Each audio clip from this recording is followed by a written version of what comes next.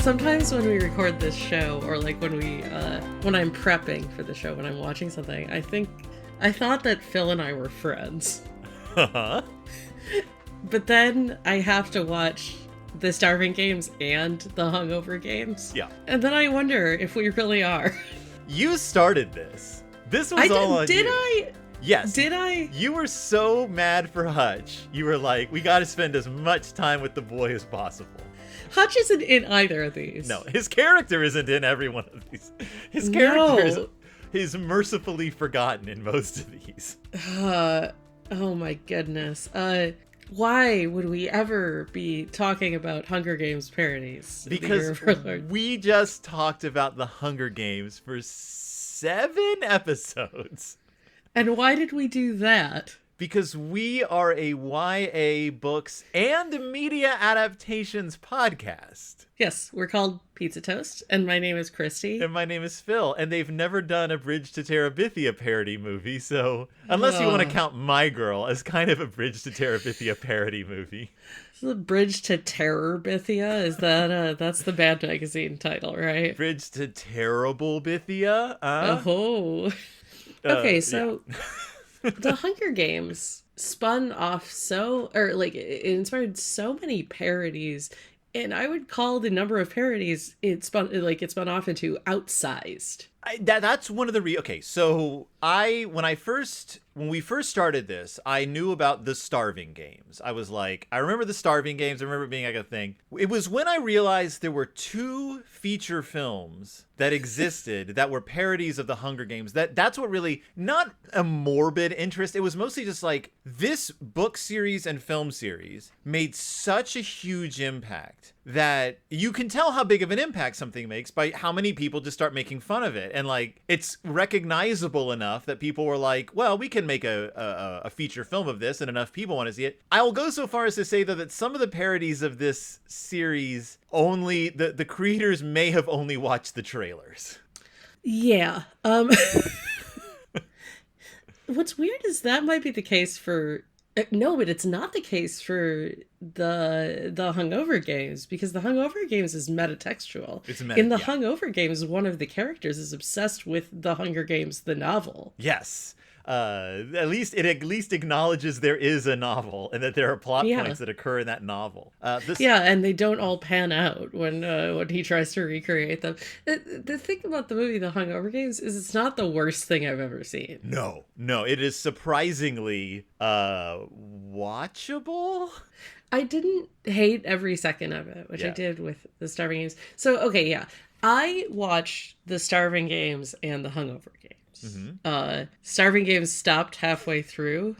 Whatever site server was hosting it went down. So I went and watched the Hungover Games, and then I went back to the Starving Games, and the stark difference in quality between the two was highlighted.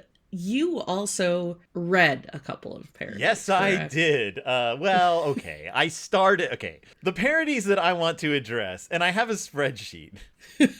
I made a spreadsheet because this is complicated and stupid, and it amused me to do this. But there's the Starving Games, which is probably the most high-profile question mark of the parodies. It's Friedberg and Seltzer, who are presumably filmmakers. According to their professional website, they are retired? Question mark. Good. Yeah, Friedberg and Seltzer, I first became familiar with because of Meet the Spartans. Mm-hmm. And I think they also did a lot of basic like superhero movie, etc. They did not do superhero movie, and I remember that because superhero movie is the one that actually got decent reviews, that people were like, oh, this is watchable. They started out writing Spy Hard, a movie that I have a soft place in my heart for because it has a James Bond-esque theme written by Weird Al Yankovic, and it has a pretty funny Home Alone joke where Leslie Nielsen's connection for this microfiche she's trying to get is a little boy who lives in a giant house who set up booby traps. And then when the bad guys break in, he's like, look out below, and he drops paint cans on them, and then they run up the stairs and just beat the crap out of this little boy. Spy Hard is a pretty funny movie, as I recall, or it was pretty funny when I was younger. They were uncredited script writers on Scary Movie, and then they No, that checks out. They wrote, and one of them got credit for directing Date Movie. And that was their big one, was Date Movie. Then they did Epic Movie. Then they did Meet the Spartans. Then Disaster Movie. Then Vampires Suck, which was their Twilight parody. And then The Starving Games. And then Best Night Ever. And then Super Fast, ! And then they were like, you know what? We're not... Oh, Super Fast is their Fast and Furious parody. Of course it is. And then people were like, you know what? We don't actually enjoy any of this.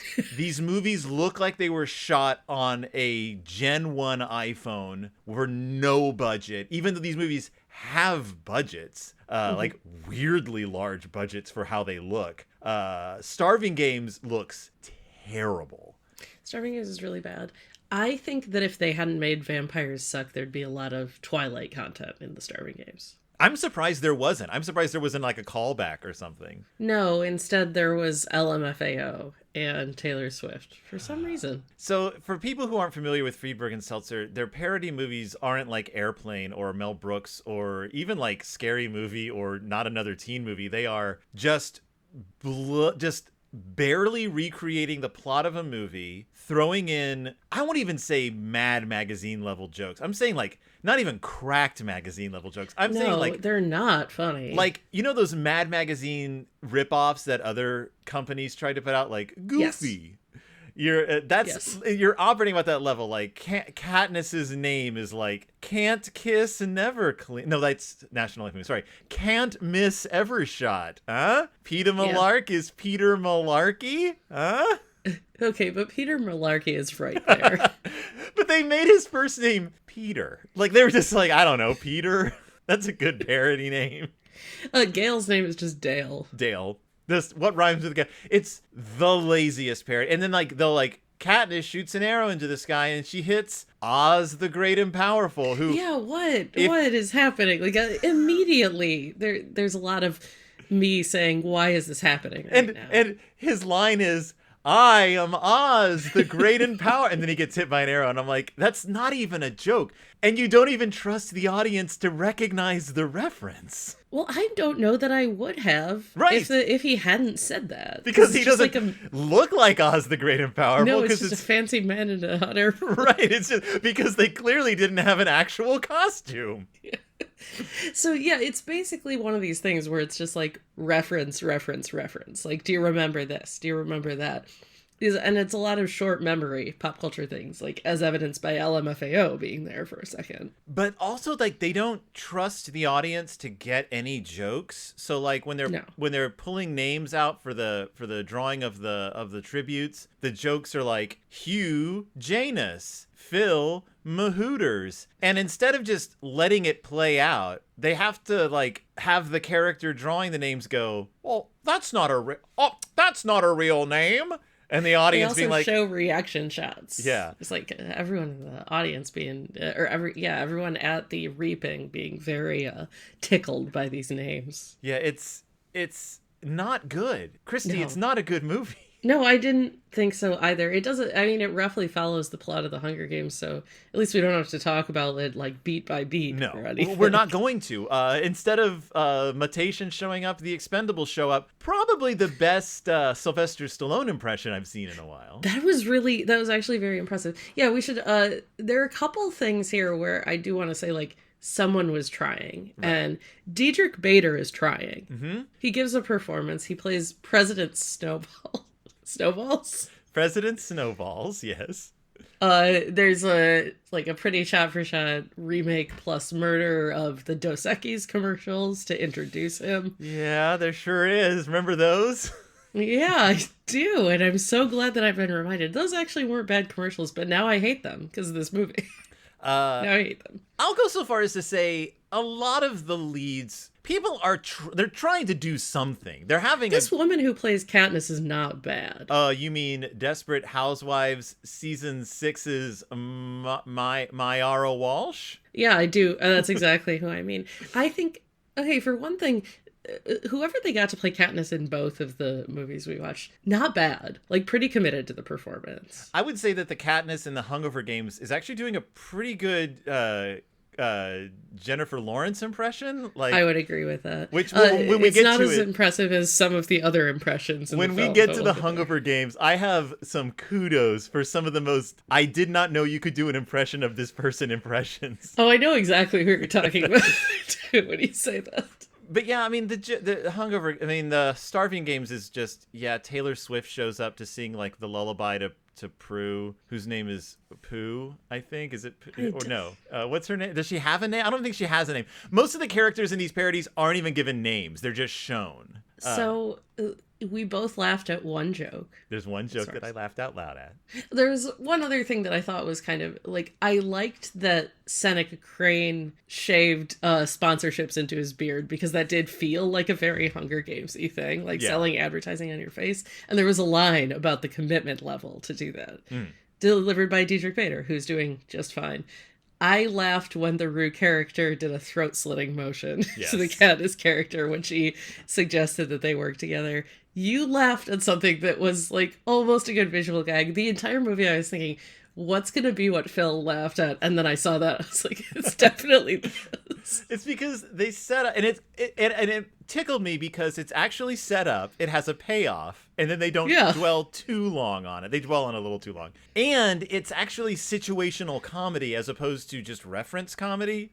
Yeah. And that it's specific to the Hunger Games. Yeah. And can you describe to me what happens?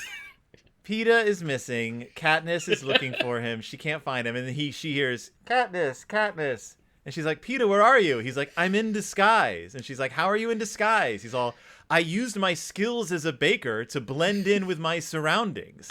And then it cuts, and he's just a giant cake. And he says, I'm in the cake. I'm in the cake. It's not, look, it's not sophisticated humor. No, not at all. But it's a decent visual gag because he's in a cake. It's a giant cake. It's pretty funny. It's a giant pink cake, and he has his face painted pink. So it's so bad. Every moment of it is bad. You are right that it is mercifully short. That was like one of the only like 10 minutes highlights of for its me. bloopers. It's maybe an hour long, maybe like an hour 5. There's just not that much they can do, right? Because they cut out everything good about it. They cut out everything about the Capitol. There's just none of that. None of them arriving. There's no Haymitch. There's no they're just trying to get to the parts you saw in the trailer. Like, that's it. Yes. Like, just, what's in the show because of the trailer. It's not trying to make any broader points about the politics of the movie, about the absurdity of the Hunger Games. Absolutely not. They don't, again, it's as if it was made by someone who'd never watched the Hunger Games. And just was like, oh, this is popular. Let's just throw this together.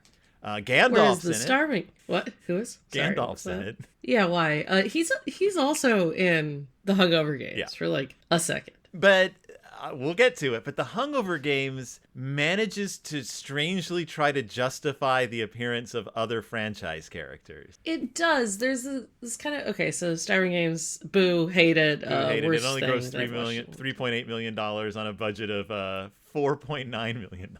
Thank goodness. So glad it wasn't profitable. But the Hungover Games. This is a thing I had never heard of. Like, neither had I. Anyone heard of this?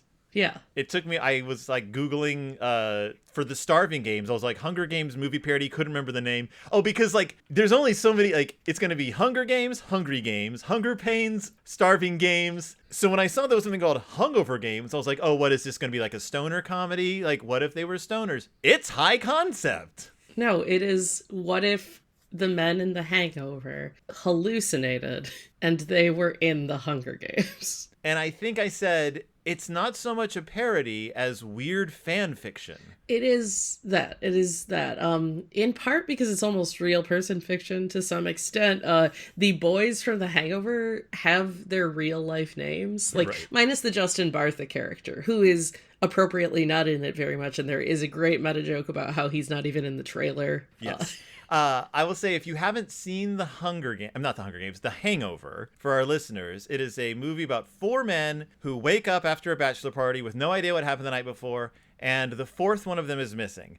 It's a four leads starring Ed Helms, Bradley Cooper, Zach Galifianakis and the other Justin guy. Bartha. The other guy. Justin Bartha. The guy who no one cares about. Put some respect on Justin Bartha's name. No, because he is the fourth person who's in every Hangover movie, and he's not even on all the Hangover posters. No, why would he be? I'm sure he's not in the one where they're in Thailand.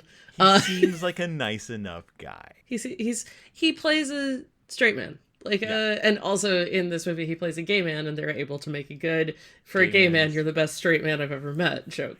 They managed to make him a gay character without resorting to just a bunch of gay jokes. At least not in that situation. He's just a guy who's getting married to a guy who is a bit of a stereotype, but also still, like, a character. Like, it's not funny that they're two men who are together. And to be fair, is played by Sam Pancake, who is a bit of a stereotype.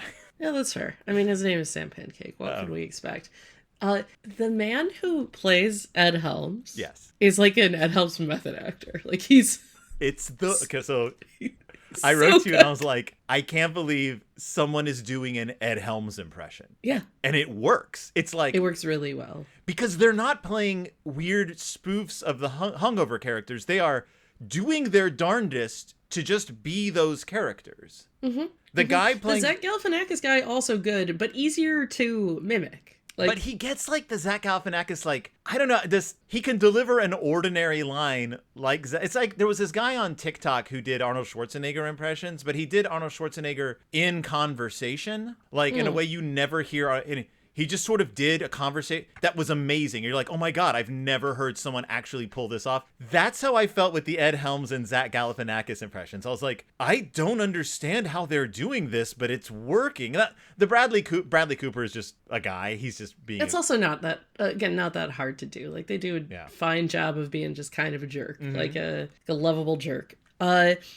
Yeah, so they're gonna do the bachelor party thing. The Zach Galifianakis character has all kinds of drug paraphernalia. They end up having something. Is it like they ingest a Glade plugin? Something like that, yes. Yeah, that causes hallucinations, and then they hallucinate a full-scale Hunger Games. And the premise is that these are the Hangover guys, so this keeps happening to them. Like, you get the feeling this is like the 19th time, because they're like, we're going to a bachelor party. This time we're going in the most boring city possible. We're staying at a cheap hotel. Nothing's gonna happen this time, guys. And then it happens again.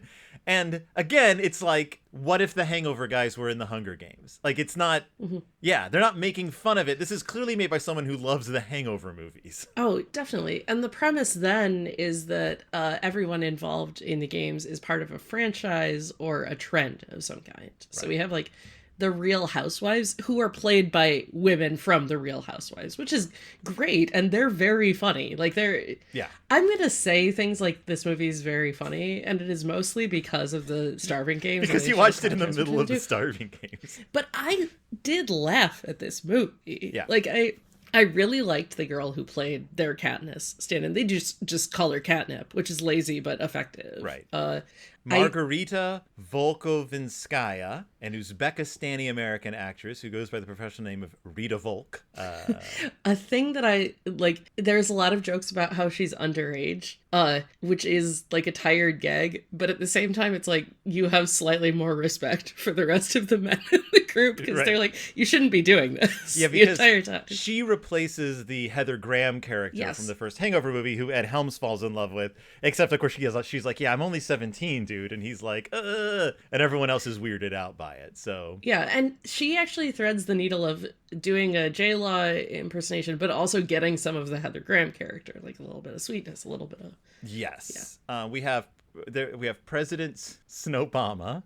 This guy's a good impressionist. Like, this is a decent Obama, and also instead of pruning roses, he's pruning chia pets, and that was my biggest laugh.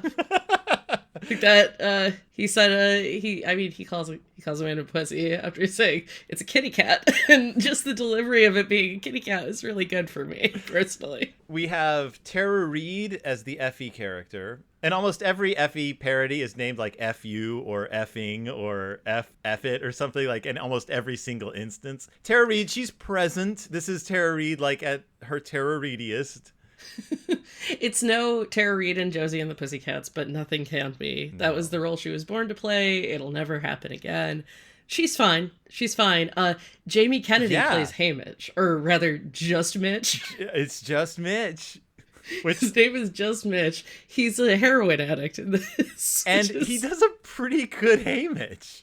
It is not a bad impersonation. Again, like, this is not the hardest thing to do, but he's also costumed well. Like, and so is the Effie character. Like, They both look like they're characters. Jamie Kennedy plays 3 characters in this movie. Yes, he does. He plays Willy Wonka, and I don't know who Tim Pistol is, but I remember when he showed up, and I was like, oh, that's Jamie Kennedy. That's another Jamie Kennedy role. Jamie Kennedy, though, not looking or sounding like Jamie Kennedy in this movie, which is nice. Frankly, remarkable Willy Wonka impression. Yeah, and of course it's because one of the districts is the Johnny Depp character district. I thought, I mean, this is a good goof, because his characters are all so terrible, and they're able to kill Jack Sparrow right away. They leave Tonto to the very end, which is a choice. Jonathan Silverman plays the Seneca Crane character. Chinica Lame, I guess is what he's called. I don't remember his name ever being said, but I was like, go Jonathan Silverman getting work in 2013. He also really tries. Yeah, they all committed. Try. Even Caitlyn Jenner is like putting in a performance here. Oh, yeah. By the way, the commentators in the Starving Games, I did think the one who had participated in the games and delivered every line as flatly as possible was a little funny. Yeah, I saw his tweet about it when it hit. He was like, yeah, I played this. He was tweeting about it like, I played this character in the Starving Games. It was pretty fun. Like, from the blooper reel, it looks like they were having a good time. Yeah, it does. It's too bad that could not spread further than just them having a great time. But yeah, the commentators are very, it's a very dodgeball-y thing. Yeah. Which is fine. I mean, but Caitlyn Jenner is one of the commentators. I like we get to see a leaderboard the entire time of people advancing further and further.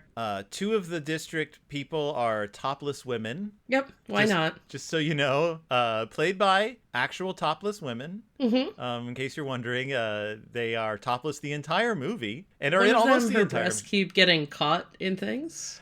Okay, I want to talk a second about a tasteless gag, but that's still pretty funny. Is it her getting caught in the ropes, or you what? Is it her getting caught in the ropes? It's all of those gags because it's the entire training center montage is like peppered in with these shots of her getting stuck in all the obstacles. Yes, because she has a large chest. Yeah. But it's her chest that's getting stuck. It's not like her arm or something. No, it's her chest.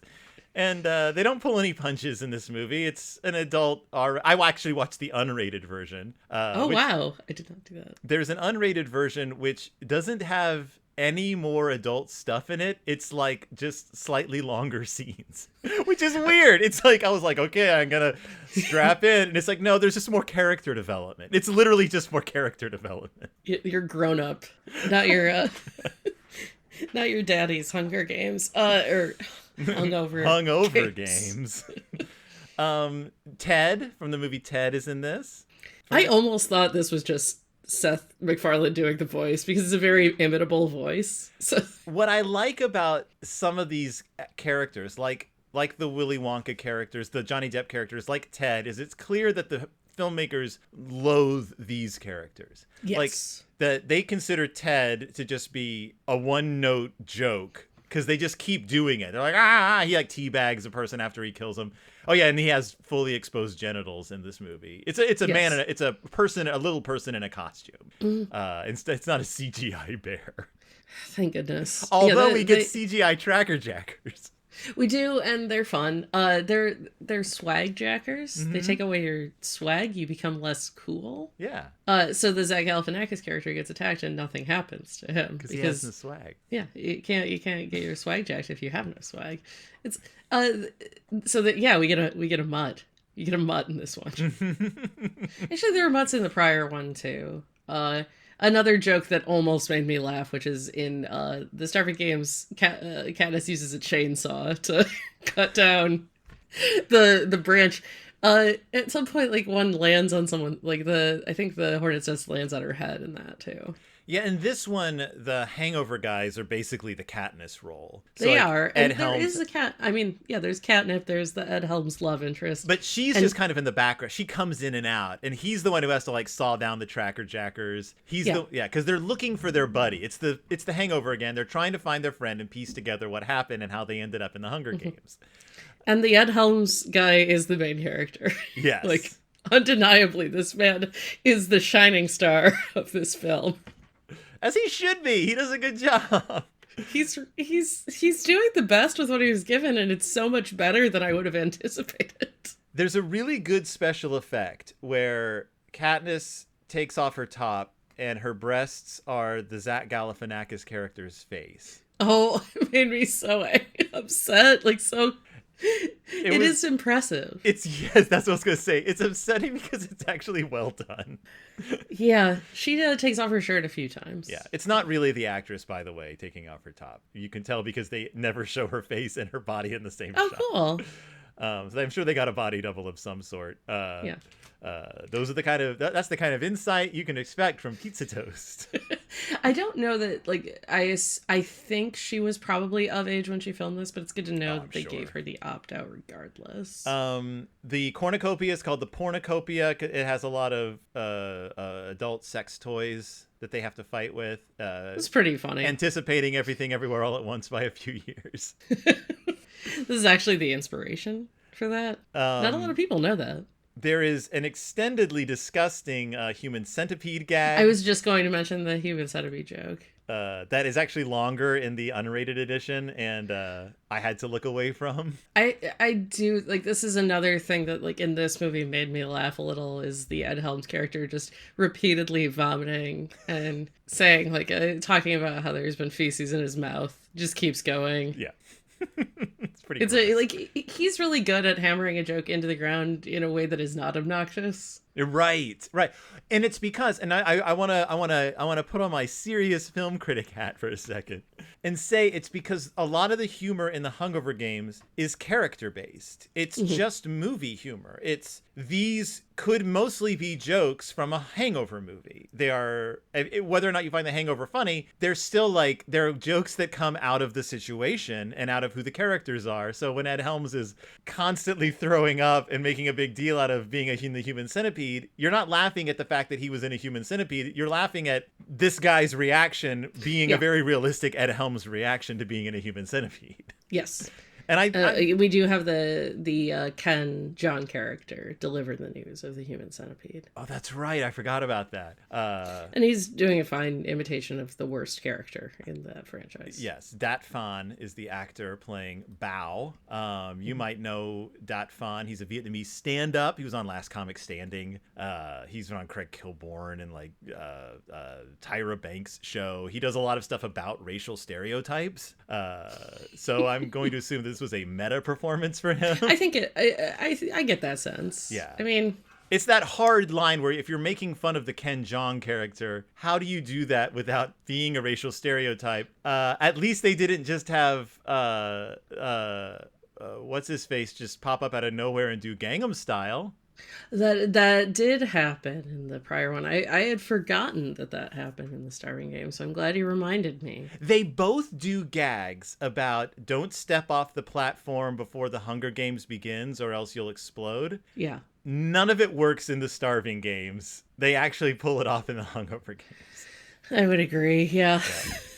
I like like, there are a few things that obviously don't land in the Hungover Games, but none of them are, like, as groan-worthy as everything in the Starving Games. Like, it's just like, oh, that joke didn't take. That's fine. Like, you tried. And I wasn't bored during the Hungover Games. Oh, no, not at all. I was bored during the Starving Games. It just upset me. Not a lot happens. Like, nothing innovative happens, right? Now, the director of the Hungover Games, he hasn't directed anything since, but he was a writer on Sorority Row, Piranha 3D, Jigsaw, Spiral from the Book of Saw, and the upcoming Saw X. So he's just making a meal of Saw, is what you're telling me. He's eaten that Saw. He's he's licking his chops and tasting a little bit of that saw buffet. But he knows how to write a screenplay, is what I'm saying. He knows how to write. One of the teams in here is horror-y too. Like this is the callback for him. Like one of the teams has Carrie in it, and a zombie from The Walking Dead.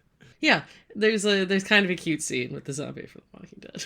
Yeah, and they're just like Carrie, who is only called Scary because pretty good. Good goof. It's a pretty good goof.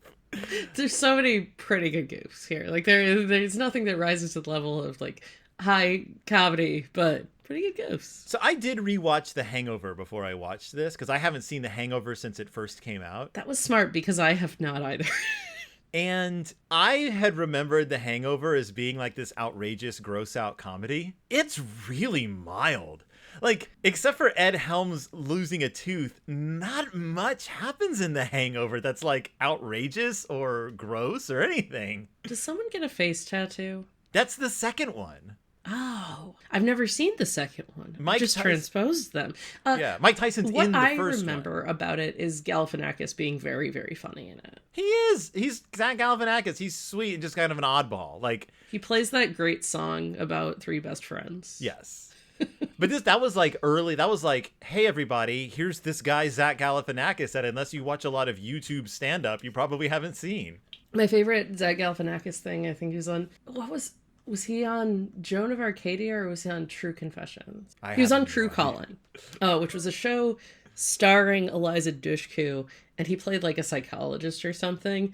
And after every table read, he would pick up the script and say, "Hey, great script," then throw it in the trash can on the way out of the room, which is so mean but so funny. Remember that Zach Galifianakis, before he was famous, really was known as the piano comedian? Like, no. He sat on stage at a grand piano, and that was his thing. He played piano and told jokes. Like, okay, really, Dimitri Martin. Like, really just, like, vicious, strange humor, but he's a pianist. He holds, he doesn't, it's not just that he holds up, he still does, like, I think Between Two Ferns has happened within the last couple of years, right? Like, he continues to do that. Yeah, he is the right kind of absurd for mass culture, and The Hangover was the right breakout role for him. And the guy doing the imitation here, pretty good. Did you know that he took a waltz class in 1991 with Mary J. Blige? I do now. That's your Zach Galifianakis tidbit for today. So that's the Hungover Games. 10 out of 10, no notes? I mean, we both kind of like it, is what I'm hearing. There's a an after the credits gag that's only in the unrated version that I won't tell you what it is because I can on a podcast that is not R-rated. Okay. But I'll tell you off mic. If you're interested, I think it's on YouTube. Okay, I'm really curious. It's a post-credit scene that involves the woman disguised as a tree. But moving on, Cookie Monster. Yeah, this is I haven't watched this. Like, I didn't rewatch this. Cookie Monster starred in a Saturday Night Live, a Sesame Street parody called Hungry Games Catching Fur. That's a spoof of the second Hunger Games movie that goes so far as to include a Muppet of Wirus. Excuse me, what? The characters are Cookiness Ever Eat, and that's Cookie Monster. Sure. Pita is Pita, except he's just a piece of pita bread with a face. Okay, that's funny. Which is a face. Finnick is finicky, because he doesn't like to eat anything. And then Wirus is a Muppet woman who runs around with an alarm clock, just going tick-tock, tick-tock, tick-tock, and Cookie Monster just calls her Tick-Tock Lady. And the premise is Cookie Monster is Cookiness Ever Eat, and she's already won the Hungry Games. This is the sequel that she thought she wasn't going to have to be in because she didn't realize they're going to make another one, where you have to get through the Hungry Games by figuring out what you're allowed to eat as you go. So they encounter an obstacle like monkeys, and they can't get past the monkeys until they solve a pattern and figure out what the next food they have to eat is. A mist envelops them, but it's a tickle mist. Oh, of course it is. And they have to solve a pattern to get out of the thing. It's the most, like, Hunger Games specific parody that I think exists. Like, this is written by someone who's like, I like the Hunger Games. I'm going to work Wirus into this Muppets parody. A question I have about Sesame Street's parodies that Yes. run along these lines is, are they for children at all? Because, like, this, no preschooler is like, oh, yes, the Hunger Games, my favorite franchise. Also thinking of, like, the time there was a Law and Order SVU spoof where there was a Christopher Maloney puppet. There's a Game of Thrones spoof. Like, they do everything. A Game of Chairs, I think, or something is what it was called. And it's that sounds right. Yeah, like, they do everything. I think the more adult, the funnier they think it is. Yeah. But is it? I mentioned that to Alana, and she was like, well, they've been doing that since Monster Piece Theater. And I'm like, I guess you're right. Like, that is true. Cookie Monster's always been the parody puppet. I'm not a huge, I'm gonna say say your Muppet opinion that will cause this reaction surrounded by swords from Tangled image macro thing, which is, I'm not a huge fan of Muppet parodies. Like, I thought you were gonna say you weren't a huge fan of Cookie Monster. I'm not a huge fan of Cookie Monster. His shtick is jejune. No, his shtick is very similar to my shtick, which is that I love cookies. I prefer when the Muppets, be them Sesame Street or Muppets, I prefer when they're just being themselves and it's getting into shenanigans as opposed to, like, pretending to be other characters. Well, yeah, like, personally, my favorite part of the Muppet Show, which I think we should all be able to agree that that's peak Muppets, like the 70s Muppet Show. My favorite is all of the backstage antics. Like, I love Kermit being a jerk to everyone. Right. I love... There's this one, like, there's so many bits now that Scott and I will just quote to each other. There's a time the theater is on fire and they come back from commercial and Fozzie says, remember when the theater was on fire? Well, it still is. There's just so many, like, every little bit is so silly and funny. And yeah, I don't need a parody. I'd rather see silliness. I love silliness, but Cookie Monster in a Katniss Everdeen wig is pretty amusing. And I appreciate their commitment to the shtick. And the fact that at the end, when they win the Hungry Games, the announcer announces that the next movies are going to be coming out in a year. And Cookie Monster's just like, ugh. That's pretty good. That's not bad. So big thumbs up. And then you also did you read the full Harvard Lampoon thing? No. I started it. So the Harvard Lampoon wrote, they did Board of the Rings. And then they sort of, like, they started it all back up when the YA craze hit. They did, like, a Twilight one. They did 50 Shades of Grey one, but they did the Hunger Pains. And it's a whole butt novel. Like, you gotta read the novel. The only thing I can say about it is, at least in this, you get, Badge underwear. Is that supposed to be Madge? It's Madge Undersea. Okay. She's Badge underwear. But at least it's a parodying the novel. It's the only one that's not making fun of the movies. So it's a direct parody of the novel. So you get Can't Kiss, Never Clean. PETA Malarkey again. That Malarkey's just always there. Hey Mitch's Butt Itch. And in not Abernathy, but Total Apathy. Total Apathy's kind of fun. It does have the best Effie name, which is F-U Poor People. And Cinna is Cinnabon. Yeah. He's Cinnamon in something else, too. Like, he is. I think don't even try. I think the Starving Games is Cinnamon. Yeah, I think he's in a few parodies, but they never name him. Like, they never give him a name in any of the Mad Magazine parodies. Pooh. It's just Lenny Kravitz. I mean, Rue is Pooh in the Mad Magazine ones, but she's Run, Baby Run in the Hunger Pains, and she's an actual baby, which I find kind of funny. Okay, no, that's really good. She's just a baby who can't do anything, and they're like, "Oh, she's just sassy in the Hungover Games. It's one of the only things that doesn't really work at all for me there. Right? They really play on the fact. It's kind of the joke is kind of she's black, yeah. So she's got like an attitude. That's it. But yeah, that's all they have to offer you with her. Yeah. I did like in the Starving Games that the mom is just comatose. Yeah, that was good. She just stands there with a blank expression on her face the whole time. Pretty funny. Greasy Say is Slimy Sue. I mean, it's just the Hunger Games. I can't remember there's a plot. Like, it's Greasy. Greasy Say is a major character in it. Like, she tricks Katniss into joining the Hunger Games or whatever, the Hunger Pains. Like, that's the kind of the thing, because she's jealous of Katniss being in love with Gale. I don't remember what it all is. It's really weird. You listing the names, like, it makes me think you're talking about the Mad parody. No. Which you're not. So Mad did 3 parodies. They did... Theirs is called The Hunger Pains. Then there's Hunger Pains Getting Tired, Catching Fire. I know. And then they combined Mockingjay 1 and 2 into one parody called Hunger Pains Much Delay.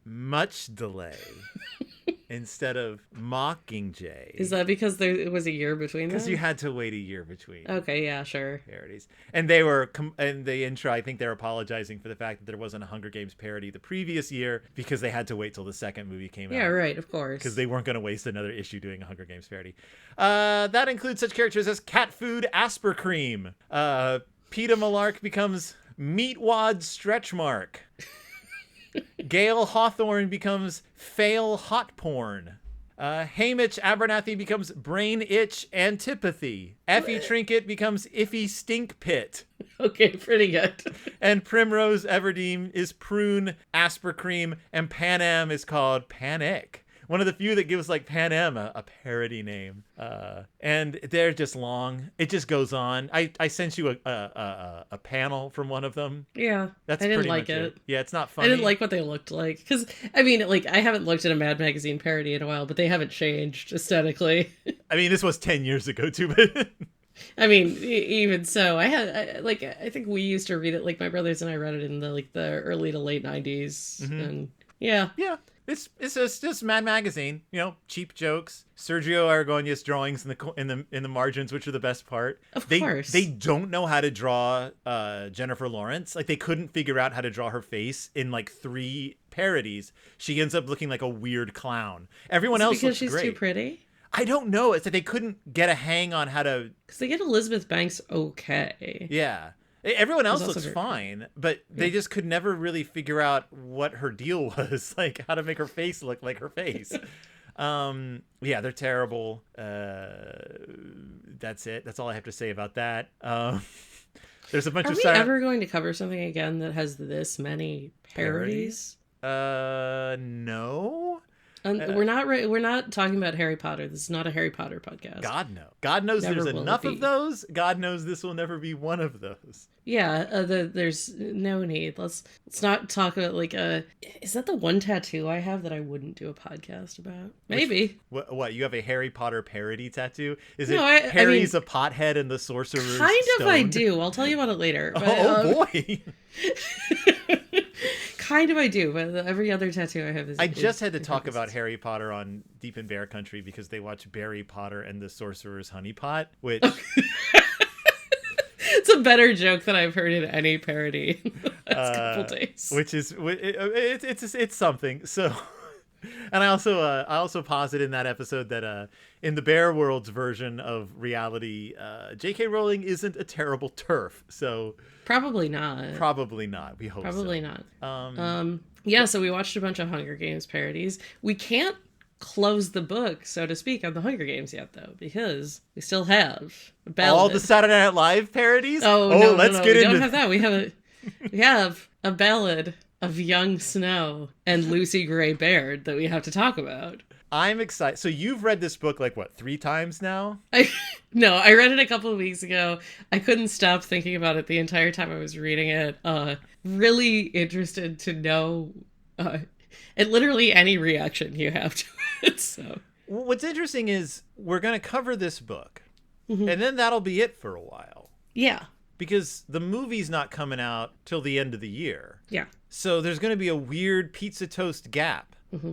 between book and media adaptation. Yeah, this will be unusual. Mm-hmm. The same thing would happen if they ever make the few episodes of the Babysitter's Club they've been threatening right. to make. That would be unusual. Yeah, that would be weird. I mean, they're doing it like this is a thing that happens sometimes. The show comes back for its last hurrah, and it's often bad. So now we could also, if we wanted to, get our hands on one of the Hunger Games board games. And no, that is a thought. Hunger Games board games are interesting because they're not you playing the Hunger Games. They can't be, because the whole point of the Hunger Games is it's not fun to play. So they're almost all like Pan Am, like the Revolution. Like trying to beat the Capitol. They all have to be based on Mockingjay, more or less, because if you had people competing in the Hunger Games, that'd be horribly tasteless. There's a lot of death. Yeah, there's a lot of death. Not that you don't kill people in games. That is a thing. This is a motif. Yeah. A lot of child death. What didn't one of the movies mention Battle Royale? Yes. President Snowballs mentions that he had watched Battle Royale recently. That's right. I thought that was okay. I was like, okay. No, Diedrich Bader has a way of making jokes that are almost funny, a little funny, and he does an okay job here. Yeah, Diedrich Bader, underappreciated comedic genius. You heard it here first from. Yeah. Well, Christian. I'm going to say, because my building just started shaking, as it does when they do the construction on the building across the street. And then everything in the room vibrates, including the chair that I am sitting on, the bed that I sleep in. I'm going to say we're probably done for the day. We should be done before Christy shakes to pieces. When next you hear from us, we will be talking about the sexiest Donald Sutherland who ever existed. And then we'll catch up later with the sexiest screen Donald Sutherland who ever... I wish they just cast him and de-aged him. It would have been so funny. So join us for the Ballad of Songbirds and Snakes. I've never read it. I know nothing about it. Christy is so excited for you. Maybe we should discuss it in New York. It's not the worst idea. Pizza Toast Podcast on the Facebook, Pizza Toast Pod on Twitter, Pizza Toast Pod at Gmail. Yeah, that's about it. Who are we saying goodnight to? Goodbye to? Go so long to? F you poor people? But it's total apathy? I mean, I'll say goodbye to F you poor people. Goodbye, F you poor people. Goodbye, F you poor people. I don't like saying that. What? I don't like saying that out loud. You chose it.